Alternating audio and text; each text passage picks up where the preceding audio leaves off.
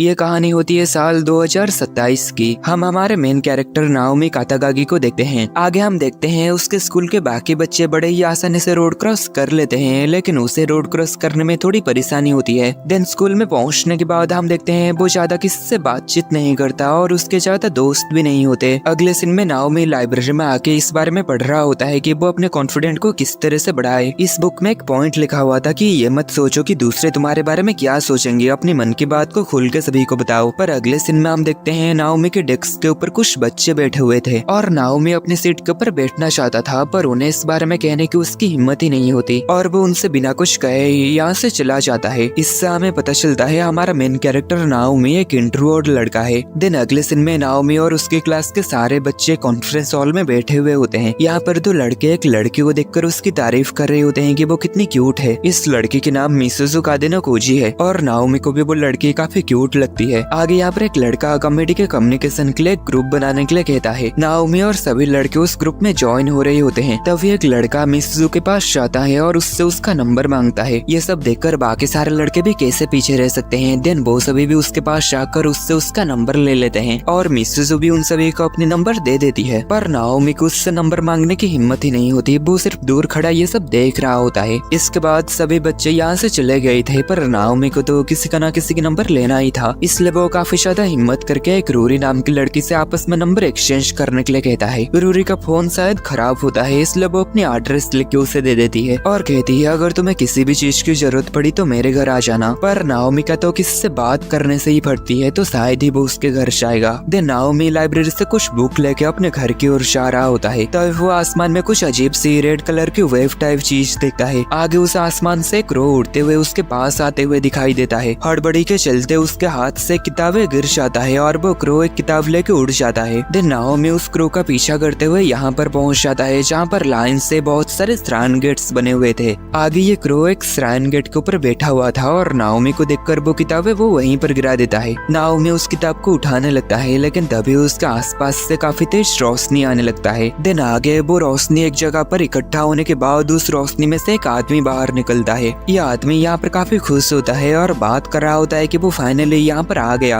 और नाओमी ये सब देखकर काफी डर के यहाँ से भागने लगता है। तभी ये आदमी नाओमी के नाम को पुकार के उसे रोकता है और उससे आज की डेट कितना है पूछता है। नाओमी इससे और भी ज्यादा डर जाता है कि आखिर इस आदमी को उसका नाम कैसे पता। देन वो यहाँ से भाग जाता है और वो आदमी भी उसका पीछा करता है और उसे रुकने के लिए कहता है और नाओमी उसे चकमा देकर ट्रेन के अंदर घुस जाता है और वो आदमी बाहर ही रह जाता है। देन नाओमी अपने डेस्टिनेशन पर पहुंचने के बाद ट्रेन से उतर के यहाँ से जा रहा होता है और उसी बंदे के बारे में ही सोच रहा होता है, लेकिन तभी वो देखता है वो बंदा यहाँ पर भी आ चुका था। वो आदमी अपने हाथ से जीरो बनाता है और उसे टाइम वगैरह भी दिखने लगता है और वो आदमी कहता है मैं समय से 3 महीने पहले यहाँ पर आ चुका हूँ, ये एकदम परफेक्ट है। नाओमी उससे कहता है कि वो उसे फॉलो ना करे, नहीं तो वो पुलिस को कह देगा। लेकिन तभी नाओमी ये देखकर हैरान होता है कि लोग उस बंदे का आर पार होके जा रहे होते हैं। वो आदमी बताता है सिर्फ नाओमी ही उसे देख सकता है। आगे नाओमी उससे पूछने लगता है कि आखिर वो है कौन। वो बंदा बताता है कि मैं तुम्हें बताऊंगा कि मैं हूँ कौन, लेकिन फिर तुम कौन हो नाओमी। अगले दिन में नाओमी अपने घर पर नींद से जागता है। दिन जब वो खिड़की से पर्दा हटाता है तो सामने वही क्रो था। इसके बाद नाओमी तैयार होके उस क्रो के पीछे जाता है। वो क्रो नाओमी को एक अजीब सी जगह पर लेके आता है जहाँ पर वही बंदा नाओमी का इंतजार कर रहा था। आगे हम देखते हैं वो जिस जगह पर थे उसका नाम centre of prefecture history record होता है, यानी यहीं पर सिटी के हिस्ट्री रिकॉर्ड स्टोर होता है। नाओमी और वो आदमी पूरे बिल्डिंग में हर जगह घूमते हैं और वहाँ पर एक लड़की लोगों को क्लोनिकल क्योतो नाम के एक प्रोजेक्ट को एक्सप्लेन कर रही होती है। इस प्रोजेक्ट को 7 साल पहले प्ल्यूरा नाम के एक ऑर्गेनाइजेशन ने स्टार्ट किया था। इस प्रोजेक्ट के हिसाब से पूरे सिटी को 24 घंटे ड्रोन से रिकॉर्ड किया जा रहा है और इस वजह से सिटी के लोग सिटी का 3D मैप्स को यूज कर सकते हैं और 7 साल पहले के किसी भी इंसिडेंट को अपने सामने होता हुआ देख सकते हैं। ये एकदम पास्ट में टाइम ट्रैवल करके पास्ट की किसी भी इंसिडेंट को दोबारा देखने जैसा है। पर है तो ये एक वर्चुअल वर्ल्ड, लेकिन किसी भी इंसान को ये एक रियल वर्ल्ड जैसा लगेगा। और सिटी को 24 घंटे तक रिकॉर्ड करने की वजह से जो इन्फॉर्मेशन बनता है उसे स्टोर करने के लिए प्ल्यूरा ने क्वांटम स्टोरेज बनाई है। इसकी स्टोरेज कैपेसिटी इनफाइनाइट है और इसका नाम है एल्टे। नाओमी ये सब चीजों को देख रहा होता है। तभी वो आदमी नाओमी को वहाँ से चलने के लिए कहता है। आगे वो आदमी नाओमी को दीमाशिया नागी नाम के एक जगह पर लेकर आ जाता है। नाओमी को लगता है कि आखिर वो दोनों यहाँ पर क्यों आए, यहाँ तो कुछ भी नहीं है। पर वो बंदा कहता है कि नहीं, यहाँ बहुत कुछ है। तब यहाँ पर एक ड्रोन अचानक से आके नाओमी के सर के ऊपर गिरता है, जिससे पहुंचते नाओमी के सर से खून बहने लगता है। तभी वो बंदा बताता है 2020 में ही क्लोनिकल क्योतो का असली मकसद स्टार्ट हो गया था, जिससे पूरे क्योतो को सीक्रेटली बहुत सारे ड्रोन से कवर कर दिया गया। ये सभी ड्रोन्स पूरे क्योतो के इवेंट्स को एल्टे में स्टोर कर रहे हैं। आगे वो बंदा बताता है 17 अप्रैल 2027 यानी आज नाओमी के सर के ऊपर एक ड्रोन गिरा। ये एक रिकॉर्डेड पास्ट है, यानी नाओमी एल्टे में रिकॉर्ड किया गया एक पास्ट है। ये कहने के बाद वो आदमी अपना चेहरा दिखाता है और कहता है मैं एल्टे को रियल वर्ल्ड से एक्सेस कर रहा हूँ और मैं 10 साल फ्यूचर का असली दुनिया का नाओमी हूँ। यानी जिस नाओमी को हम अब तक देख रहे थे वो एल्टे में रिकॉर्डेड नाओमी का एक वर्चुअल सिमुलेटेड पास्ट है। वर्चुअल नाओमी ये सुनकर सदमे में होता है कि वो सिर्फ एक रिकॉर्ड है। ओरिजिनल नाओमी कहता है मैं तुम्हें समझ सकता हूँ क्योंकि वो दोनों सेम है, और क्योंकि ये ओरिजिनल नाओमी का ही पास्ट है इसलिए उसे ये पता होता है कि वर्चुअल नाओमी को अभी एक गर्लफ्रेंड चाहिए। इसलिए फ्यूचर से हमारा नाओमी पास्ट के नाओमी को उसकी गर्लफ्रेंड दिलाने में उसकी मदद करने के लिए यहाँ आया है। आगे ये दोनों नाओमी अपने रूम में आ जाते हैं। फ्यूचर का नाओमी उसे बताता है कि ये उसका ओरिजिनल रूप नहीं है, असल में ये एक अवतार है जिसे वो अपने मर्जी से चेंज भी कर सकता है। यानी फ्यूचर नाओमी का बॉडी उसके रियल दुनिया में ही है, वो बस सिर्फ अपने अवतार को एल्टे के अंदर इंजेक्ट करके यहाँ लाया है। आगे वो बताता है वर्चुअल वर्ल्ड और रियल वर्ल्ड एग्जैक्टली सेम है। अगर पास्ट के नाओमी रियल वर्ल्ड में चला जाता है तो उसे पता भी नहीं लगेगा कि वो रियल वर्ल्ड में आ गया है, क्योंकि वो दोनों दुनिया ही एग्जैक्टली सेम है, बस इन दोनों दुनिया के बीच में 10 साल का अंतर है। पास्ट का नाओमी पूछता है अगर दोनों दुनिया सेम है तो फ्यूचर का नाओमी यहाँ पर क्यों आया है। इस पर ओरिजिनल नाओमी अपने क्रू को ऑर्डर देता है कि सेल्फ में रखा बुक्स को नीचे गिराए, और ये बुक्स जब नीचे गिरता है तो पता चलता है ये 18+ मांगा है, जिसे देखकर नाओमी काफी ज्यादा शर्मिंदा हो जाता है। और फ्यूचर नाओमी बताता है मैं तुम्हें पहले ही बताया था कि मैं तुम्हारी सफरिंग्स को कम करने आया हूँ, यानी वो उसकी गर्लफ्रेंड बनवाने के लिए आया है। दिन अगले दिन में नाओमी क्लास में होता है और वो मिसू को ही घूरे जा रहा था। दिन आगे वो रूरी को भी देखता है जो कि बुक पढ़ रही थी। दिन अगले दिन में रूरी के डेस्क के ऊपर कुछ लड़कियां बैठे हुए थे, पर रूरी बिना किसी परेशानी के उन लड़कियों को वहाँ से भगा के अपने सीट के ऊपर बैठ जाती है। यानी रूरी नाओमी के एकदम अपोजिट काफी बोल्ड पर्सनालिटी की है। नाओमी ये सब देख रहा था, तभी फ्यूचर नाओमी उसे वॉशरूम में बुलाता है। फ्यूचर नाओमी बताता है क्या रूरी तुम्हें पसंद है। नाओमी इस पर मना करते हुए कहता है नहीं, क्योंकि रूरी उसे उसकी टाइप की नहीं लगती। तभी रियल नाओमी कहता है पर आज से 3 महीने के बाद तुम और रूरी एक दूसरे को डेट करने लगोगे। ये बात सुनकर नाओमी को तो यकीन नहीं होता, क्योंकि उसे मिसू जैसे क्यूट लड़की पसंद है, पर रूरी तो किसी लोन वुल्फ की तरह काफी खतरनाक है। इसलिए नाओमी उससे कहता है कि शायद तुम किसी दूसरी लड़की की बात कर रहे हो। इसलिए फ्यूचर नाओमी अपने नाओमी को रूरी के पास लेके ही आता है और कहता है वो इसी लड़की की ही बात कर रहा है। तब यहाँ पर नाओमी नोटिस करता है कि फ्यूचर का नाओमी रूरी को देखकर रो रहा है। दिन अगले दिन में फ्यूचर का नाओमी बता रहा था कि जब वो और रूरी एक दूसरे को डेट करना स्टार्ट किए थे तभी रूरी का एक एक्सीडेंट हुआ था। नाओमी और रूरी एक फायरवर्क फेस्टिवल में गए थे। उस दिन रूरी एक पेड़ के नीचे थी और वहीं पर एक बिजली गिरी, और उस दिन के बाद से ही आज तक रूरी अपने आंखें नहीं खोली। इसलिए फ्यूचर नाओमी यहाँ पर इसलिए आया है ताकि वो आने वाले 3 महीने के फ्यूचर का रिकॉर्ड्स बदल सके और वो रूरी को बचाएगा, जिससे रूरी की पास्ट फिर से रीराइट हो जाएगा और फाइनली एल्टे में वो डाटा रिकॉर्ड होगा जिसमें 3 महीने के बाद भी रूरी एकदम ठीक है। इस पर नाओमी पूछता है कि आखिर ऐसा करने से क्या होगा, ये तो एक वर्चुअल वर्ल्ड है ना, यहाँ पर भले ही तुम रूरी को बचा लो पर रियल वर्ल्ड में तो रूरी ठीक नहीं हो सकती ना।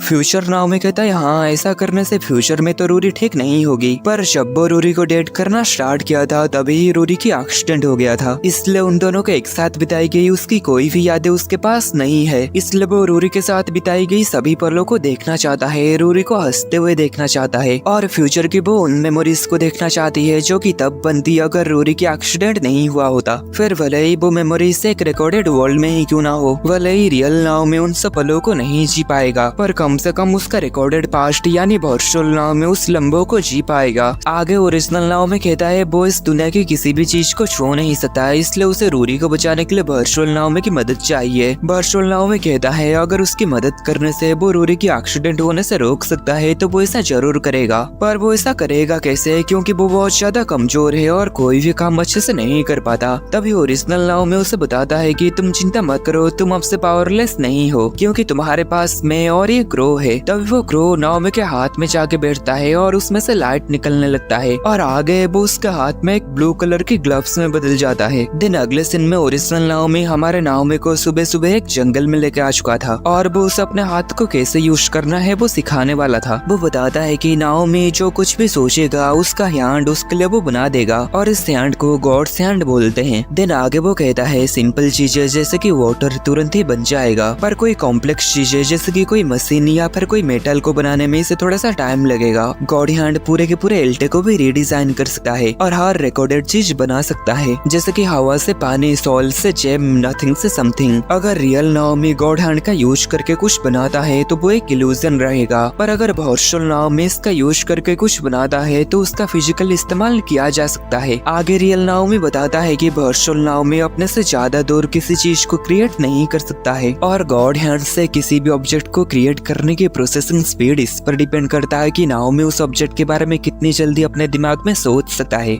आगे ओरिजिनल नाओमी एक डायरी निकालता है। इस डायरी में उन सभी इवेंट्स के बारे में लिखा हुआ था जिस वजह से रूरी और नाओमी एक दूसरे के करीब आए थे और डेट करने लगे थे। रियल नाओमी बिल्कुल वैसे ही वर्चुअल नाओमी से करवाएगा जिससे वो दोनों एक दूसरे को डेट करने लगे। वर्चुअल नाओमी कहता है अगर ये सब चीजें उसके साथ फ्यूचर में होने ही वाला है तो उसे इस डायरी को फॉलो करने की जरूरत ही क्यों। रियल नाओमी बताता है कि जब से वो उसके साथ इंटरेक्ट करने लगा है तब से उसका पाथ थोड़ा सा अलग हो चुका है, शायद इसलिए नाओमी के साथ जैसा होना चाहिए वैसा ना हो, इसलिए वर्चुअल नाओमी को जानबूझकर वो सब चीजें फॉलो करनी पड़ेगी जो सब चीजें उसके साथ फ्यूचर में होने वाली है, ताकि सब प्लान के अकॉर्डिंग चले, कुछ भी गड़बड़ ना हो। तभी रियल नाओमी को अपने किताब नीचे गिराने के लिए कहता है। नाओमी ऐसा ही करता है। देन वो उसे उस किताब को उठाने के लिए कहता है। नाओमी इस पर जब इस किताब को उठाने लगता है तभी उसका सर किसी एक लड़की की गलती जगह पर टकरा जाता है और तभी नाओमी को पता चलता है कि ये तो रूरी है और रूरी इस पर काफी ज्यादा गुस्सा हो गई थी। देन अगले सीन में बस से उतरने के बाद रूरी उसे एक थप्पड़ मार के यहाँ से चली जाती है और इसके बाद नाओमी रियल नाओमी के ऊपर गुस्सा होने लगता है और कहने लगता है कि रूरी तो अब उससे और भी ज्यादा नफरत करने लगेगी। तभी रियल नाओमी कहता है चिंता मत करो, ये होना जरूरी था। दिन अगले दिन लाइब्रेरी में नाओमी रूरी के पास जाकर कल जो सब हुआ उसके लिए वो रूरी से सॉरी कहता है और उसे इस बुकमार्क को लौटाते हुए कहता है उसने बस स्टॉप के पास इसे गलती से गिरा दी थी। रूरी इस चीज को पाकर काफी खुश होती है क्योंकि वो इसे कब से ढूंढ रही थी और आगे रूरी उससे माफी भी मांगती है कि वो नाओमी की पूरी बात को बिना सुने ही उसे थप्पड़ मार दी। और ऐसे ही धीरे धीरे समय बीतने लगता है और हमें दिखाया जाता है कि रूरी और नाओमी के बीच में कैसे इंटरेक्शन बढ़ने लगता है और उन दोनों की ड्यूटी लाइब्रेरी में साथ ही लगी हुई थी जिससे उन दोनों के बीच में दोस्ती भी काफी ज्यादा बढ़ने लगी। दिन लाइब्रेरी में ड्यूटी खत्म होने के बाद ये दोनों साथ में बस स्टॉप की ओर आते हैं। रूरी को लगता है कि वो दोनों शायद एक ही बस में जाने वाले हैं क्योंकि उस दिन भी वो एक ही बस में थे। नाओमी उसे बताता है कि उस दिन वो काइतो लाइब्रेरी की ओर जा रहा था इसलिए वो इस बस में था, पर असल में उसे घर जाने के लिए दूसरी बस पकड़नी पड़ेगी। रूरी इस पर ठीक है कहकर बस में चढ़ जाती है और उसे बताती है कि वो भी कभी कभी काइतो लाइब्रेरी की ओर जाती है। दिन उसके जाने के बाद नाओतो अपने जेब से कार्ड निकालता है और उसमें वही सब लिखा हुआ था जो कि अभी हुआ, यानी नाओमी रियल नाओमी के कहने हिसाब से ही सभी काम को कर रहा था। दिन अगले सीन में हम देखते हैं रियल नाओमी एक बिल्डिंग के ऊपर खड़ा हुआ था। वो यहाँ से किसी एक आदमी के ऊपर नजर रखा हुआ था जो कि काफी अजीब से कपड़े और मास्क पहना हुआ था। दिन अगले दिन सुबह रियल नाओमी हमारे नाओमी को आयरन बनाना सिखाता है। दिन आगे वो नाओमी के ऊपर काफी सारे आयरन बॉल्स गिरा देता है। वो सब इल्यूजन्स होती है इसलिए नाओमी को चोट नहीं लगती। रियल नाओमी हमारे नाओमी को डांटते हुए कहता है तुम्हें इन सब बॉल को रोकने की कोशिश करना चाहिए था क्योंकि अगर तुम अभी से तैयार नहीं होगे तो आगे जाके तुम रूरी को नहीं बचा पाओगे। इसके बाद नाओमी एलिमेंट्स के बारे में पढ़ने लगता है जिससे वो एलिमेंट्स को अच्छे से इमेजिन करके उसे प्रोड्यूस कर पाए। नाओमी अब गॉड हैंड की ज्यादा से ज्यादा प्रैक्टिस करने लगता है। दिन अगले दिन में रूरी लाइब्रेरी में किताब को सेल्फ में रख रही होती है, लेकिन जब वो खुद को इतनी ऊंचाई में देखती है तो उसकी सर चकराने लगती है और वो नीचे गिर जाती है, पर नीचे नाओमी था जिससे वो नाओमी के ऊपर गिरती है और नाओमी को पता होता है कि ऐसा ही होने वाला था इसलिए वो जानबूझकर इसी जगह पर ही खड़ा हुआ था। दिन अगले दिन में रूरी नाओमी को बताती है कि उसे ऊंचाई से डर लगता है, इसलिए ये दोनों मिलकर डिसाइड करते हैं कि ऊपर वाले सेल्फ में किताबें नाओमी रखेगा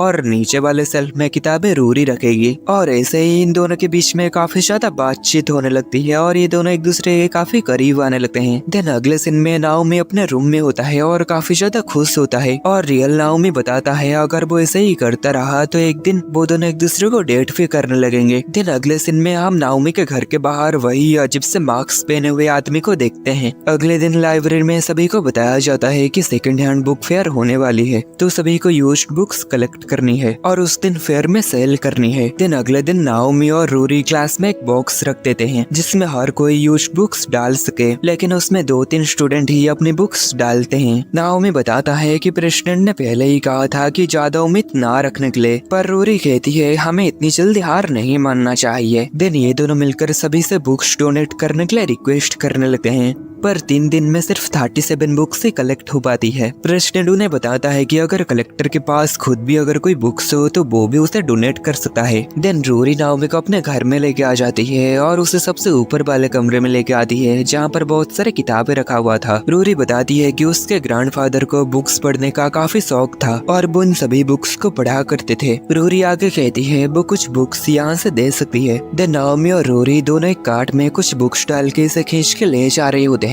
इसके बाद एक जगह पर रुके दोनों पानी पीते हैं। रूरी यहाँ पर उससे पूछती है कि तुम्हें कैसी बुक्स पसंद है। नाओमी को समझ नहीं आता वो इस पर क्या जवाब दे, क्योंकि रियल नाओमी उसे इसका जवाब नहीं बताया था। तो वो कहता है उसे हर तरीके के बुक्स पसंद है। आगे रूरी बताती है कि उसे एडवेंचरस बुक ज्यादा पसंद है जिसमें मेन कैरेक्टर हार नहीं मानता है और आखिर तक लड़ता रहता है। और आगे वो कहती है उसे हार न मानने वाले लोग पसंद है और वो भी ठीक वैसा ही बनना चाहती है। ये सुनने के बाद नाओमी कहता है उसे साइफाई बुक ज्यादा पसंद है, क्योंकि साइंस फिक्शन भी नॉर्मल लाइफ का ही एक्सटेंशन होता है। आगे नाओमी कहता है साइंस फिक्शन बुक पढ़ के उसे ऐसा महसूस होता है जैसे कि वो उसी स्टोरी का ही हिस्सा है। रोरी इस पर कहती है कि वो उसकी फीलिंग को समझ सकती है। रोरी को ऐसे स्माइल करते हुए देखकर नाओमी थोड़ा शर्माने लगता है। आगे नाओमी यहाँ से एक बुक उठा के पढ़ने लगता है, तो इस पर रोरी कहती है अगर तुम्हें ये बुक पसंद है तो तुम इसे ले सकते हो। नाओमी इस पर कहता है कोई बात नहीं, जब इस बुक फेयर में बेचा जाएगा तब वो इस बुक को खरीद लेगा। देन नाओमी और रूरी इन सब बुक्स को लेकर स्कूल में पहुंचते हैं और पूरे लाइब्रेरी कमेटी मिलकर उन सब बुक्स को स्कूल के साइकिल स्टैंड के पास रख देते हैं। लेकिन रात में वहाँ पर एक बल्ब की वजह से वहाँ पर आग लग जाती है और सारे बुक्स जल जाती है और ये सब कुछ रियल नाओमी भी देख रहा होता है। और अगले दिन इसी वजह से सभी काफी ज्यादा दुखी होते हैं। और आगे यहाँ पर रियल नाओमी को कह रहा होता है ये फायर वाला इंसिडेंट भी उन दोनों को करीब लाने का एक काफी बड़ा नेसेसरी स्टेप था। ये सब जानकर नाओमी काफी ज्यादा गुस्सा होता है और कहता है अगर तुम्हें इस बारे में पहले से ही पता था तो तुम मुझे इस बारे में बताए क्यों नहीं, क्योंकि अगर ये बात उसे पहले से ही पता होता तो वो रूमी की बुक्स उस जगह पर कभी भी नहीं रखता। रियल नाओमी बताता है कि फेयर कैंसिल हो गया था और रूरी डिप्रेस थी और उसी ने ही रूरी को कंफर्ट किया था और तभी वो दोनों और भी ज्यादा क्लोज आ गए थे। मतलब अभी वर्चुअल नाओमी को भी ऐसा ही करना चाहिए। नेक्स्ट हमें रात के 12 बजे का सीन दिखाया जाता है और नाओमी जल्दी से उठ के लाइब्रेरी चला जाता है और वहाँ के कुछ बुक्स को अपने गॉड हैंड की मदद से फिर से रिक्रिएट करने की कोशिश करता है।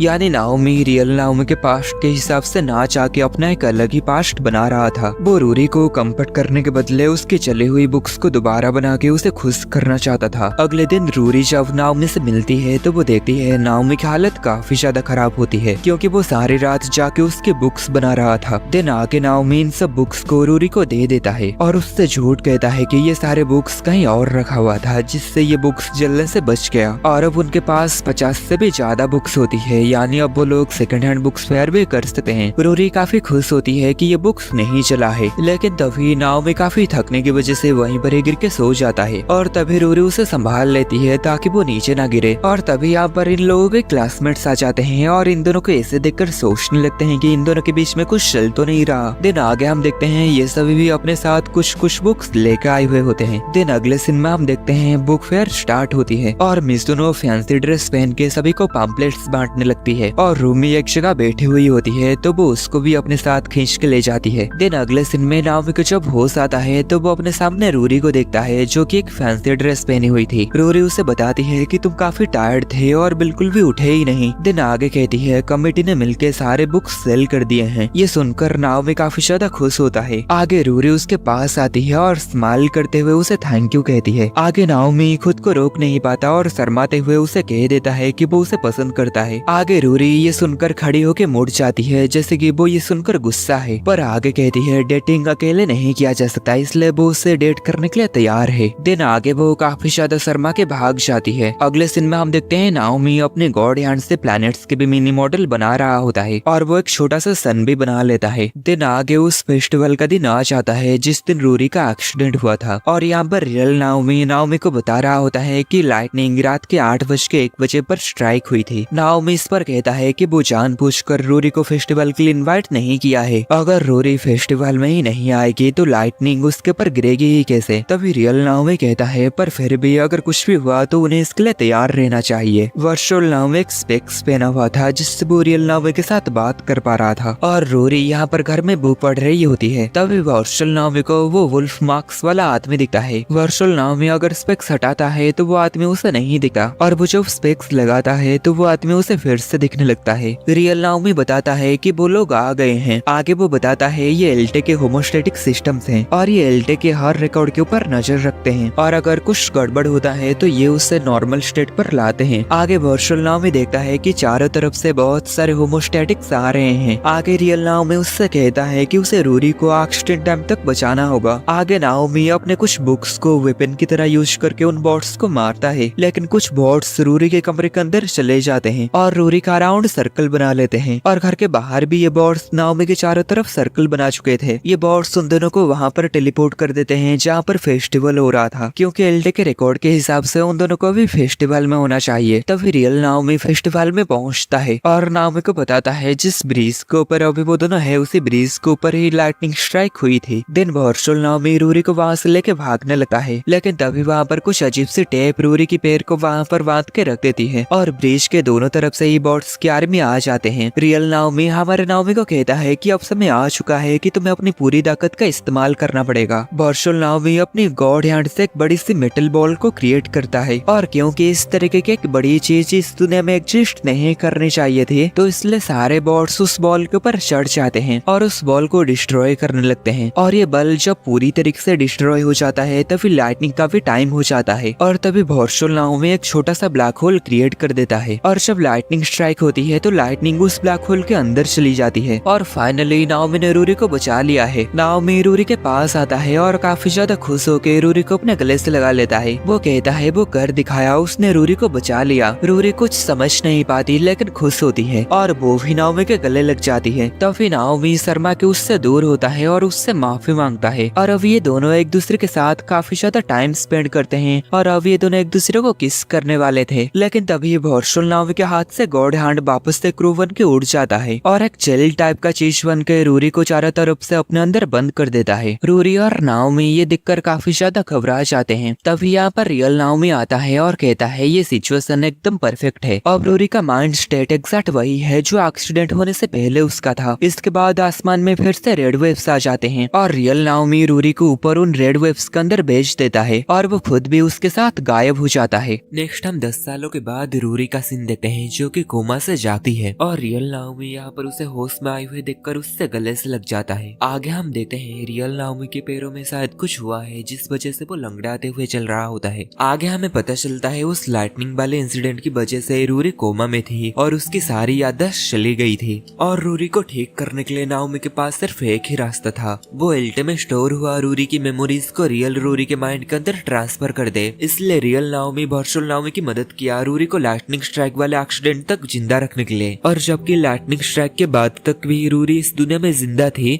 वो रूरी की इस मेमोरीज को रियल वर्ल्ड में रूरी के माइंड के अंदर ट्रांसफर कर दिया, जिस वजह से रियल रूरी कोमा से ठीक हो पाई। यानी रियल नाओमी का प्लान वर्चुअल नाओमी से उसकी रूरी को चुरा के अपनी रूरी को ठीक करना था। देन अगले सीन में यहाँ पर वर्चुअल नाओमी रूरी को खो देने की वजह से काफी ज्यादा दुखी होता है और क्या करे कुछ समझ नहीं पा रहा होता। आगे वो रूरी के घर जाने लगता है ये सोचकर कि रूरी वहाँ पर होगी, पर रूरी की पूरा घर एक रेड कलर के बैरियर से ढका हुआ था और यहाँ पर लिखा हुआ था कि ये जगह करप्टेड है, कोई भी इसका यूज ना करे। तभी वहाँ पर होम्योस्टैटिक फोर्स आ जाते हैं जिस वजह से नाओमी वहाँ से भाग जाता है। अगले सीन में रियल नाओमी एल्टे के मेन लैब के अंदर आता है। यहाँ पर सेंकू नाम का एक बंदा नाओमी को बताता है कि यहाँ पर रिकॉर्ड का एक हिस्सा करप्ट हो गया है, पर उन्हें इसका वजह नहीं पता और ये करप्टेड डेटा अपने आसपास के सारे डेटा को भी करप्ट कर रहा है। इसलिए हमें ये डेटा को ऑफ करके बाहर निकालना होगा और इसे रिपेयर करना होगा। आगे हमें रियल नाओमी के आईडी कार्ड से पता चलता है वो एल्टे का सिस्टम मैनेजमेंट का मेन डायरेक्टर है। इसी वजह से ही नाओमी एल्टे को एक्सेस करके उसके अंदर जा पाया था। अगले सीन में वर्चुअल नाओमी बॉट से बच के भाग रहा होता है और एक ट्रक के पीछे छुप जाता है। देन रियल नाओमी यहाँ पर कपड़े बदलते समय उसके पीठ के पीछे हम एक गहरे घाव को देखते हैं।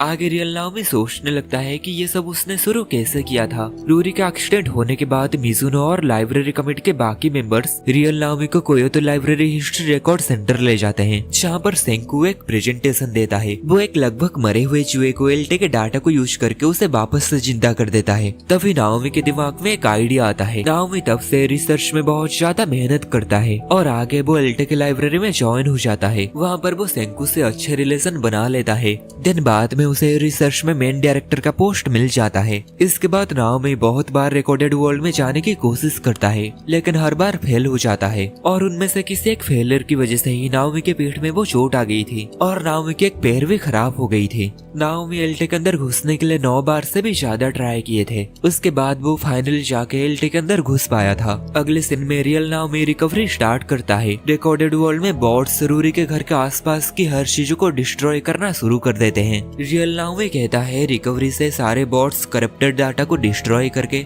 फिर से उन डाटा को रिस्टार्ट करेंगे। अगले सीन में वर्चुअल नाओमी इन बॉट्स से बचते हुए रोड के ऊपर से जा रहा होता है। तभी उस रोड की ओरिएंटेशन चेंज हो जाती है और तभी वर्चुअल नाओमी एक पोल को पकड़ के उसके ऊपर चढ़ जाता है। वर्चुअल नाओमी देखता है कि स्काई में फिर से रेड वेव्स आ गए हैं और वो सभी चीजों को अपनी तरफ खींच रहे हैं। वर्चुअल नाओमी सोचता है कि अब वो मरने वाला है, लेकिन तभी वो रूरी के बारे में याद करने लगता है कि जब रियल नाओमी रूरी को लेके गया था तब वो भी इसी रेड वेव के जरिए गए थे। इसके बाद वर्चुअल नाओमी उस रेड वेव के अंदर जंप कर देता है और रेड वेव्स के अंदर घुसते ही वर्चुअल नाओमी के चारों तरफ पूरी तरीके से चेंज हो जाती है। दिन आगे नाओमी एक जगह पर आके रुक जाता है और यहाँ पर उसे एक वैसा ही क्रो मिलता है जैसा कि रियल नाओमी के पास था, पर ये क्रो बोल सकता था और ये क्रो नाओमी से बोलता है कि उसकी दुनिया खत्म नहीं हुई है, बस उसकी दुनिया रीसेट हो रही है। आगे वो क्रो कहता है वो उसके साथ है और वो रूरी को जरूर वापस ले जाएगा। वो नाओमी को 3 महीने से मेहनत करते हुए देख रहा है, इसलिए नाओमी पावरलेस नहीं है और आगे वो नाओमी के हाथ से जुड़ जाता है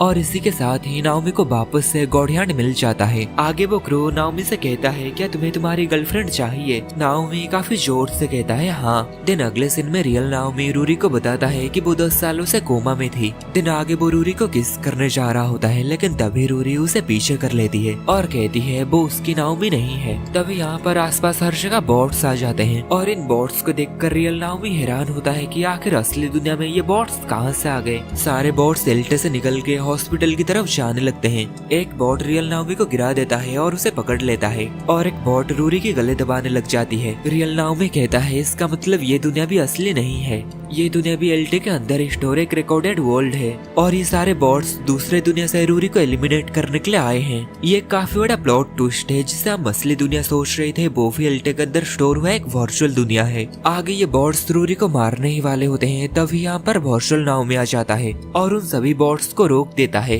वर्चुअल नाओमी को देखकर रूरी उससे गले लग जाती है। दिन वर्चुअल नाओमी रियल नाओमी को पंच मारता है और रूरी को लेके हॉस्पिटल से निकल जाता है। दिन आगे वो सारे बॉट्स वर्चुअल नाओमी और रूरी के पीछे लग जाते हैं और यहाँ पर गॉड हैंड नाओमी को गाइड करता है कि उसे सबसे पहले क्योतो स्टेशन जाना होगा, क्योंकि वहाँ से सबसे जल्दी रूरी एल्टे के अंदर वापस जा पाएगी। वर्चुअल नाओमी बाइसाइकिल क्रिएट कर देता है और रूरी के साथ स्टेशन जाने लगता है। आगे वो रूरी के आंखों के ऊपर कवर लगा देता है और रूरी को उसे कस के पकड़ने के लिए कहता है। इसके बाद वर्चुअल नाओमी साइकिल को तेजी से चला के यहाँ से भागने लगता है और अपने आसपास की सराउंडिंग को डिफॉर्म करके उन सब बॉट्स को भी हराने लगता है। लेकिन एक ब्रिज को पार करते समय कुछ बॉट्स अचानक से आके साइकिल से रूरी को खींच लेते हैं। वर्चुअल नाओमी रूरी को बचा लेता है। तभी रियल नाओमी नीचे कार लेके आता है और वर्चुअल नाओमी को कार में बैठने के लिए कहता है। वर्चुअल नाओमी रूरी को लेके कार में बैठ जाता है। दिन आगे वो उससे पूछने लगता है कि वो उसकी मदद क्यों कर रहा है। रियल नाओमी इस पर कहता है क्योंकि ये सब उसकी वजह से हो रहा है, क्योंकि वो रूरी को फिर से जीते हुए देखना चाहता था। पर आगे वो वर्चुअल नाओमी से कहता है कि वो अपनी रूरी को अपनी दुनिया में वापस ले जाए। आगे वर्चुअल नाओमी एक रोलर कोस्टर की तरह ट्रैक बनाता है जिससे कार जल्दी से स्टेशन तक पहुंच जाती है।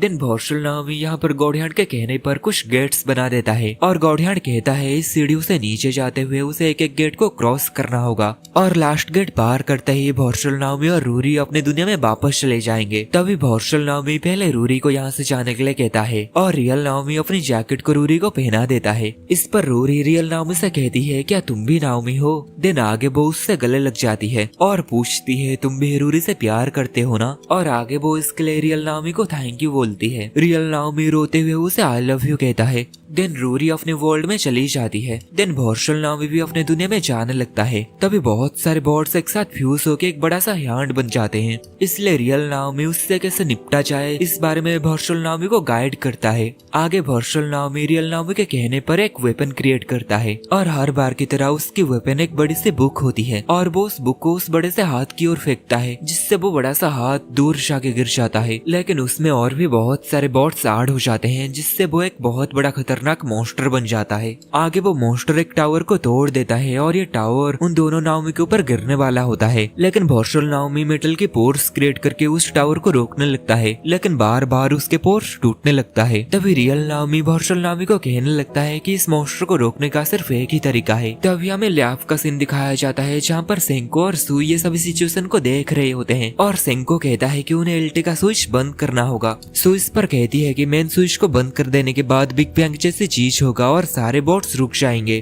देन ये दोनों मिलकर मेन स्विच को बंद करने के लिए जाते हैं। देन हम नाओमी वाले सीन में वापस आते हैं। रियल नाओमी बताता है अगर भॉर्शल नाओमी अपनी गॉड हैंड की मदद से रियल नाओमी को गायब कर दे तो ये सारे बॉट्स शांत हो जाएंगे, क्योंकि ये बॉट्स एक ही वर्ल्ड में दो आइडेंटिकल चीजें रहने नहीं देंगी। इसलिए रियल नाओमी या फिर भॉर्शल नाओमी इन दोनों में से किसी एक का गायब होना जरूरी है। पर भॉर्शल नाओमी उसे गायब करने से मना करता है और इस टावर को पूरी ताकत लगा के रोकने लगता है। लेकिन तभी ये मॉन्स्टर अपनी टेंटिकल बना के उसके ऊपर हमला कर देते हैं और वहाँ पर चारों तरफ धुआं धुआं हो जाता है। और धुआं हटने के बाद हम देखते हैं रियल नाओमी भॉर्शल नाओमी को बचा लिया है और सारे टेंटिकल्स रियल नाओमी का आर पार हो गए हैं। और भॉर्शल नाओमी ये देखकर उसके साथ बिताई गई सारे पलों को याद करने लगता है और आगे अपने गॉड हैंड से उसके साथ हैंडशेक करके उसे उसके दर्द से छुटकारा दे देता है। दूसरी ओर सेंको भी इस लिवर को खींच देता है और तभी एल्टे से काफी तेज रोशनी आने लगता है और हम देखते हैं कि भॉर्शल नाओमी वापस अपने दुनिया में चला जाता है। रूरी रोते हुए भॉर्शल नाओमी के गले लग जाती है। आगे वो भॉर्शल नाओमी से पूछती है क्या अब वो दोनों अपने वर्ल्ड में वापस आ गए हैं। भॉर्शल नाओमी कहता है हाँ, यही उन दोनों की असली दुनिया है। देन हम एक हॉस्पिटल का सीन देखते हैं जहाँ पर कोई धीरे धीरे अपने आंखें खोल के जागता है।